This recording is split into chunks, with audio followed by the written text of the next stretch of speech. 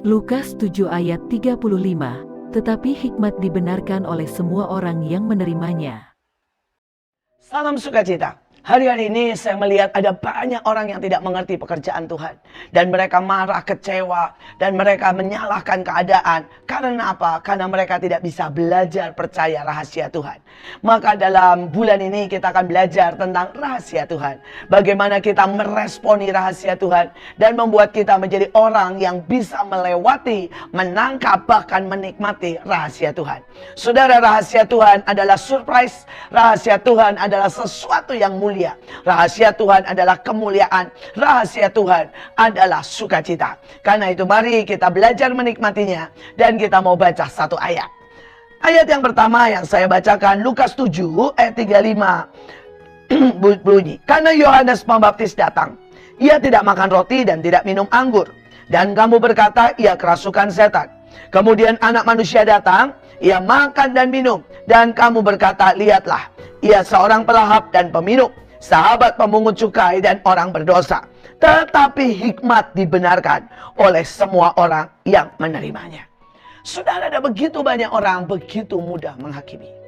Pada waktu mereka melihat Yohanes Pembaptis tidak makan, mereka berkata mereka kerasukan setan. Saudara, hari itu dia pakai baju kulit. Dan mereka berkata anak imam yang seharusnya memakai sebuah kain lenan yang halus. Bagaimana mungkin memilih baju kulit? Dan mereka berkata kerasukan setan. Padahal kita tahu Alkitab dengan sangat jelas berkata bahwa Yohanes Pembaptis dipilih khusus, diurapi khusus, membuka karpet merah buat kedatangan Sang Mesias. Sebaliknya, mereka menantikan yang namanya Mesias lebih dari 4.000 tahun. Tetapi pada waktu Mesias datang, saudara, mereka sangat tidak siap. Mereka mengharapkan mungkin seorang tokoh yang saleh, seorang tokoh yang berjalan, saudara, dan sinar kemuliaan mendekati atau memancar dalam hidupnya. Tapi pada waktu dia lihat Yesus yang makan dan minum, Yesus yang bergaul dengan pemungut cukai, Yesus yang bahkan mengampuni seorang perempuan berzina, dia berkata bahwa Yesus adalah pelahap dan peminum. Dan mereka menolak dia sekali lagi. Hari-hari ini ada begitu banyak orang yang tidak belajar bahwa Tuhan bisa memakai siapa saja. Seringkali ada hati yang tidak terbaca, walaupun penampilannya sangat mengerikan. Bahkan kadang-kadang Tuhan memilih orang yang sangat bejat, yang pernah menghancurkan orang lain, pernah membunuh seperti Saulus, saudara, dan merubahnya menjadi rasul besar. Itu adalah rahasia Tuhan. Mari belajar untuk tidak mudah menghakimi. Mari belajar untuk membuka hati yang besar, untuk menerima begitu banyak perbedaan. Mari belajar untuk melihat dari sudut orang itu. Maka kita akan menjadi dewasa. Ada sebuah peristiwa yang buat saya sangat-sangat memberkati saya. Hari itu kami ada acara dan ada puncak acaranya adalah meletakkan korban. Dan begitu banyak orang berjalan dengan menangis. Mereka meletakkan uang, cincin kawinnya. Mereka bahkan ada yang satu langkah berlutut, satu langkah berlutut. Kemudian ada seorang yang berjalan dengan berkalungkan sebuah anduk kotor. Saudara, dan anduk ini, saudara, yang dari bekas keringat dan bau, bahkan sangat kumal. Dan yang lebih mengerikan lagi, anduk ini bergambar setan merah dari sebuah lambang sepak bola. Saudara, dan dia melempar anduk itu di tumpuan korban mezbah yang menurut saya sangat sakral. Saudara, saya ingin marah. Saya berkata engkau itu sedang mengotori. Saya sedang berkata bagaimana dia orang yang tidak tahu diri, sangat tidak sopan. Tapi hari itu Tuhan bilang diam. Dan saya membiarkan semuanya berjalan. Dan setelah selesai Tuhan bilang tanya ke orang itu. Maka saya mengejar orang itu dan saya tanya, apa yang sedang kau buat? Dan orang ini berkata, saya terikat judi bola.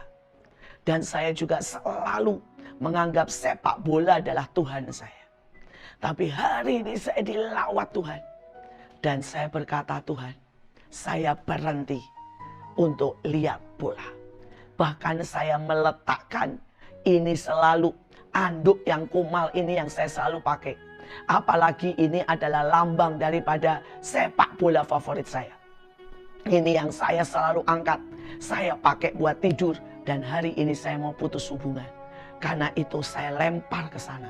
Dengan berkata selesai. Saya tidak akan nonton bola lagi. Saya tidak judi bola lagi. Saudara, coba bayangkan seandainya hari itu saya marah. Coba bayangkan seandainya hari itu saya hardik dengan berkata, engkau tidak sopan, engkau mengotori mezbah. Maka kejadiannya akan berbeda. Orang ini mungkin kecewa, marah, dan merasa tidak diterima. Jangan gampang untuk menghakimi. Karena seringkali penghakiman merusak banyak hal. Ada sebuah suku di dalam orang-orang Israel, yaitu suku Dan. Dan dikatakan dialah suku yang menghakimi.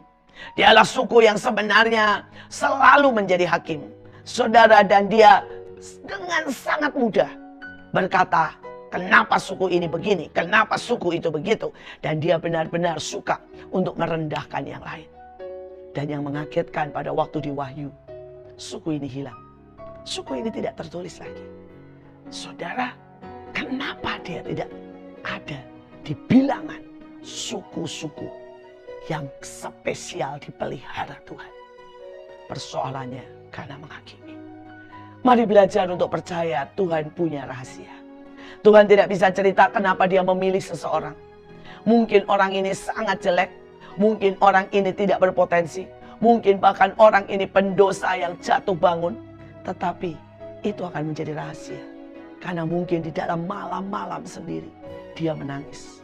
Mungkin ada hari-hari di mana dia bertobat sampai dia menyentuh hati Tuhan dengan pertobatannya. Mungkin ada orang-orang, bahkan penjahat sekalipun, yang saudara meletakkan cinta dengan cara yang tidak pernah dilihat oleh manusia. Karena di depan manusia dia malu untuk menangis, garang, dan kelihatannya dia seolah-olah tidak peduli dengan apapun. Ada hal yang kedua yang saya ingin supaya kita belajar dan tidak menghakimi. Ada seorang anak yang menunggu ayahnya pulang. Dan dia berkata, kasihan, anak ini sudah tidak punya mama. Dan dia menunggu papahnya pulang. Saudara, dan kemudian dia berpikir papa pasti capek. Maka dia bikinkan semangkok mie instan dengan telur.